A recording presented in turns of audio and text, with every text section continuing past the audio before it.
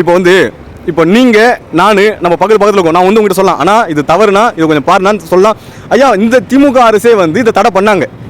ஆனால் திருப்பியும் ஆளுநர் மூலிமா திருப்பி வந்து கேமை வேற ஒரு பேரை மாற்றி வேற ஒரு ஆப்பை மாற்றி விட்டுட்டு இருக்கானுங்க. அதாவது ஐயா, திருடனை திருத்துறதுக்கு ரொம்ப சிரமம். திருடனே தான் திருந்தணும். அதனால் இதை திருடன் தான். எந்த திருடனா? மத்திய அரசு தான். தமிழ்நாட்டில் இதுக்காக ஸ்ட்ரிக்டாக சொன்னாங்க. நான் தமிழ்நாட்டையும் இப்போ குறைய சொல்லலாம், திமுக அரசையும் கண்டிக்கலாம், அவங்க செஞ்ச தவறுக்கு ஏதாவது பண்ணலாம். ஆனால் அவங்க இந்த ஆன்லைன் கேமுக்காக அவங்க போராடினாங்க. அது நான் ஏற்றுக்கிறேன், தடை பண்ணணும்னு நினைக்கிறாங்க. ஆனால் அது முடியாது. ஏன்னா பெரிய முதலெல்லாம் பின்னாடி இருக்குது. அந்த முதல்ல எப்படி நம்மளுக்கு ஜியோ சிம்மை குத்து எல்லாரையும் அடிமையாக்கி வச்சிருக்காங்களோ, அந்த மாதிரி பெரிய பெரிய முதலைகள்லாம் அந்த ஆன்லைன் கேமுக்கு பின்னாடி இருக்குது. அந்த முதலைகள்லாம் பண்ணணும்னா மக்களை தான் புறக்கணிக்கிறது. மக்களுக்கு அந்த அறிவு வேணும், சுய சிந்தனை வேணும். ஆமாம், ஆன்லைன் ரம்மியை பற்றி தான் பேசியிருக்காங்க. மக்களுக்கு என்டர்டைன்மெண்ட் தேவைப்படுது, அதையும் தாண்டி அறிவும் சிந்தனையும் தேவைப்படுது. பொழுதுபோக்காக இருந்துட்டு போயிடலாம், ஆனால் ஒரு அறிவும் சிந்தனையும். இப்போ நீங்கள் கேம் விளையாடக்கூடாதுன்றது வீட்டில் பெரியவங்க சொல்லி கொடுக்கணும். அது பெரியவங்க அந்த ஃபோனை கொடுத்துட்டு போயிட்டாங்கன்னா அவன் கேம் விளையாடுறான், தோத்து போகிறான், ஏதோ பண்ணுறான், அவன் நஷ்டப்படுறான், செத்து போகிறான். இப்போ படத்துலேயும் சொல்கிறாங்க, இதுலேயும் அவன் திருந்த போதில்லை. மக்களை திருத்த முடியாது. ஐயா, மதுபான கடை தொந்தரவு வச்சு தான் அவன் போய் குடிப்பான், கேம் இருந்தால் அவன் விளையாடுவான். இந்த நாட்டுடைய குடிமக்கள் எல்லாமே தலைவனுக்கு தான். நாட்டின் மன்னன் தான். நம்ம நாட்டு மக்களை குழந்தைலாம் பார்த்துரும். அப்படி பார்க்கும்போது நம்ம நாட்டின் மன்னன் பிரதமர் மோடி அவர்கள், இந்தியாவின் மன்னன் மீன்ஸ் தலைமை. அவர் தான் நம்ம குழந்தைங்களுக்கு, இந்தியாவில் இருக்க குழந்தைங்களுக்கு என்ன தேவைப்படுது, இந்த குழந்தைங்களுக்கு இது தவறு சொல்லிட்டு அவர் தான் அதெல்லாம் தடை பண்ணுமே தவிர, அந்த கார்பரேட் நிறுவனங்கிட்ட காசு வாங்கிட்டு இதெல்லாம் விட்டோம்னா இன்னும் பல உயிர்கள் போகும். அப்போ எது முக்கியம்னு பாருங்கள், கார்பரேட் நிறுவனத்துடைய காசா மக்களுடைய உயிரானு டிசைட் பண்ணுங்க மோடி சார். ஆன்லைன் ரம்மி தான். அந்த ரம்மினால ஒரு குடும்பங்கள் எப்படி சீரழிகிறது அதை நல்லா தெளிவாக சொல்லியிருக்காரு இயக்குனர். பார்க்கலாம், நல்லா இருக்கும். இப்போ இந்த படத்தை பார்த்துட்டு நான் ஒரு 5 லட்சம் பேர் 10 லட்சம் பேர் நான் கேம் விளையாட மாட்டேன்னு திருந்திட்டாங்கன்னா சந்தோஷம். அந்த மீதி இருக்க 10 லட்சம் பேர் எப்படி திருத்துறது, அதுக்கு அரசு தான் முடிவு எடுக்கணும். இந்த படத்தை எடுத்த இயக்குனருக்கு இருக்க அறிவு நம்ம அரசாங்கத்துக்கு இருக்காதா?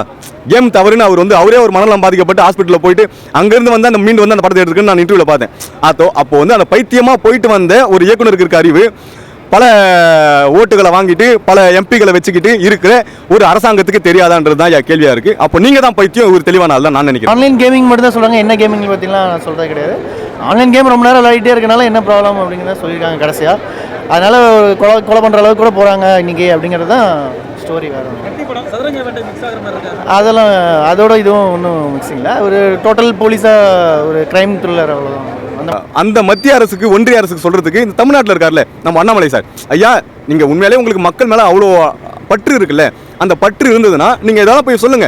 ஆன்லைன் கேமால ஒரு நாளைக்கு ஒரு 10 உயிர் 20 உயிர் போதுங்க, தமிழ்நாட்டில் தடை பண்ணுங்கன்னு சொல்லுங்க. உங்களுக்கு இதை விட ஏதோ போராடுறீங்க, சம்பந்தமே ஜாட்டியாத்தி நாங்கள் இதை காமெடி பண்ணிட்டு இருக்கீங்க. நீங்களா சம்பந்தமே எல்லாம் பண்றீங்க. நீங்க மக்களை திசை திருப்பது அரசியல்வாதி நினைச்சிட்டு இருக்கீங்க. மக்கள் முட்டாளு, ஈஸியா ஏமாத்திடலாம், திசை திருப்பலான்ட்டு. உங்களோட தெளிவா நாங்க இருக்கோம். நாங்க எல்லாத்தையும் பார்த்துக்கிட்டு இருக்கோம். எல்லாத்தையும் பார்த்துக்கிட்டு இருந்தீங்களா, டம்மி பேசுனீங்களா, தட்டி விட்டு போயிட்டே இருப்போம். ஓட்டு போட்டால் தான் நீங்கள் ஜெயிப்பீங்க. உங்களுக்கு ஓட்டே போட மாட்டோம். சாவர வெளியுமே சரி, இப்போ இல்லை இன்னும் 500 வருஷம் ஆனாலும் சரி பிஜேபி வந்து இங்கே தமிழ்நாட்டை ஆள முடியாது. அதுக்கு என்ன காரணம்? மக்கள் மேலே உங்களுக்கு பற்று கிடையாது. பற்று இருந்தால் நான் உங்களை ஏற்றுக்கிட்டு இருப்பேன். உங்களுக்கு தான் காசு தானே வேணும். காசு வேணா நீங்கள் உங்கள் நாட்டு சைட்லேயே சம்பாதிச்சுக்கோ. காசுக்காக இங்கே வந்து உங்களை நாங்கள் ஏற்றுக்க மாட்டோம். உங்களை மண்ணை கவ வச்சு ஓட விட்டுருன்றது ரொம்ப தெளிவான விஷயம். இதே ஆன்லைன் கேமை நீ தடை பண்ணிட்டு நீ வாயேன், உனக்கு அட்லீஸ்ட் நான் ஒரு மரியாதை தான் கொடுக்குறேன், உன்னை தொட்டு வணங்குறேன், காலை தொட்டு வணங்குறேன். ஆன்லைன் கேமை நீ தடை பண்ணிட்டு தமிழ்நாடு உள்ளவா. மோடிக்கும் அண்ணாமலைக்கும் நான் கொடுக்குற ஒரு அறிவுறுத்தல், இது வேண்டுதல்லாம் கிடையாது, அறிவுறுத்தல், எச்சரிக்கை. கேமில் அடிக்ட் ஆகிற இளைஞர்களோட லைஃப்பை கன்வே பண்ணியிருக்காங்க. இது அதாவது பாதிப்பு வந்து பணக்காரனுக்கு பாதிப்பு வராதுங்க ஐயா. அவனுக்கு என்ன பாதிப்புனா, அவனுக்கு பணம் இருக்குது, அவன் ஒரு வீடை விற்று இன்னொரு வீடை விற்று அவன் போயிடுவான். அவனுக்கு அது பாதிப்பு வராது. ஏழைக்கு தான் அவன் அந்த கேமில் தோற்று அன்றைக்கி நைட்டு கூட சாப்பிட்றதுக்கு காசு இருக்காது. அவனுக்கு 8 மணிக்கு காசு தோற்றுறான்னா 9 மணிக்கு சாப்பிட்றதுக்கு காசு இருக்காது, தண்ணி வாங்க காசு இருக்காது. அப்போ ஏழை தான் பாதிக்கப்படுறான். பணக்காரன் பண்ணுவானா, ஒரு நகையை சைனை விற்றுட்டு இன்னொரு எடுத்து வந்துடும். நான் பார்க்குறேன் ஐயா, டீ கடையில் காலையில் 6 மணிக்கு 7 மணிக்கெலாம் கூட வெஸ்ட் மாம்பலத்தில் நல்லா செயின்லாம் போட்டு நல்லா சிறப்பான ஒரு பணக்கார ஒருத்தர் வந்து கேம் விளையாடிட்டு தான் இருக்காரு. அவங்களுக்கு அது இயல்பு, அது தோப்பாங்க ஜெயிப்பாங்க, அதெல்லாம் விஷயம், அதெல்லாம் எல்லாமே ஓகே. ஆனால் ஒரு ஏழையுடைய அவன் உயிரை விட்டுறானே ஏழை தோத்துட்டு, அந்த உயிருக்கு யார் என்ன நஷ்டம் தருவா? இந்த உயிரெலாம் யார்கிட்ட இருக்கு? அரசாங்கத்தை இந்த மக்களுடைய உயிரை காப்பாற்ற வேண்டிய அரசாங்கம் இதெல்லாம் பார்த்து அலசி ஆராய்ச்சி இதெல்லாம் தடை பண்ணிங்கன்னா நல்லா இருக்கும். உங்களுக்கு நட்டி சாரோட கேரக்டர் ரொம்ப அருமையாக பண்ணியிருக்காங்க. நீங்கள் வந்தீங்கன்னா உங்களுக்கு 1 கோடி கன்ஃபார்ம், 2 கோடி கன்ஃபார்ம் பண்ணுறான். பாவம் அந்த விளம்பரத்தை பார்த்துட்டு போய் விளையாடுறான். அவங்க கிட்ட இருக்க 100 200 பிடிங்கி விட்டுறாங்க. வந்து பக்கத்துல வந்து காசு கேட்கறாடி, சாப்பாடு காசுலாம் கூறான்னு கேட்குறான். அப்புறம் என்ன ஐயா பண்ண முடியும்? பைத்தியம் ஆயிட்டானுங்க ஐயா. கேம் ஃபோன் கூட பேசிட்டு இருக்கானுங்க. உன்னை கொண்டு வேண்டாடே, உன்னை வெட்ட வேண்டாம், ஐயோ போச்சேன்னு ஒரு மாதிரி ரொம்ப பார்க்கறதுக்கே சங்கடமாக இருக்குது, வலியாக இருக்குது, வேதனையாக இருக்குது. நான் இவ்வளோ நேரம் பேசுகிறேன்னா என் பக்கத்து ரூம்லேயே ஒருத்த உட்காந்துட்டு கேம் விளையாடிட்டு தமிழ் சினிமாவில் இயக்குனர் ஆகணும்னு சொல்லிட்டு வந்துட்டு இப்போ கேம் கூட விளையாடி ஒரு 5-6 மாதமாக கேம்லேயே பைத்தியமாக இருக்க ஒரு நண்பரையும் நான் பார்த்துக்கிட்டு இருக்கேன்.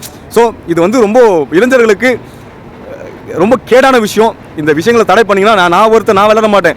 என் ஒருத்தனால மட்டுமே என் குடும்பத்தை நான் காப்பாற்றுவேன், என் பசங்களை விளையாட கற்றுக்க மாட்டேன், எல்லாம் பண்ணுவேன். அப்போது அவங்கவுங்களுக்கு இந்த சுய சிந்தனை வேணும். இந்த கேமை தடை பண்ணுறதுக்கு அரசு தான் முடிவு பண்ணணும் ஐயா. அப்புறம் சாங்கெல்லாம் சூப்பராக இருந்துச்சு, அவ்வளோதான். இந்த கேம் விளையாடுற மக்களை பற்றி நீட்டாக சொல்லுதையா, கேம் விளையாடுனா நீங்கள் காசெல்லாம் விட்டுருங்க, உங்கள் குடும்பம் உங்கள் அப்பா அம்மா எல்லாரையும் விட்டுட்டு நீங்கள் ஒன்று ஜெயிலுக்கு போகணும், இல்லை கொலை பண்ணணும், இல்லைனா நீங்களே உங்கள் உயிரை மாற்றிக்கணுன்றதை ரொம்ப தெளிவாக சொல்லுதுங்க ஐயா. அந்த நிலைக்கு போகணும்னா நீங்கள் கேமை விடணும். அது வந்து இந்த மக்களுக்கு சொல்கிற அறிவுரையை தான் இந்த இயக்குனர் எடுத்திருக்காரு. என்னோட புரிதல் என்னன்னா, இந்த மக்களுக்கு இந்த கேம் விளையாட விட்ட அந்த நிறுவனங்களுக்கு தான் நான் கேள்வி கேட்குறேன். இந்த நிறுவனங்கள் இதை தடை பண்ணணுன்றதான் என்னுடைய ஆசையா.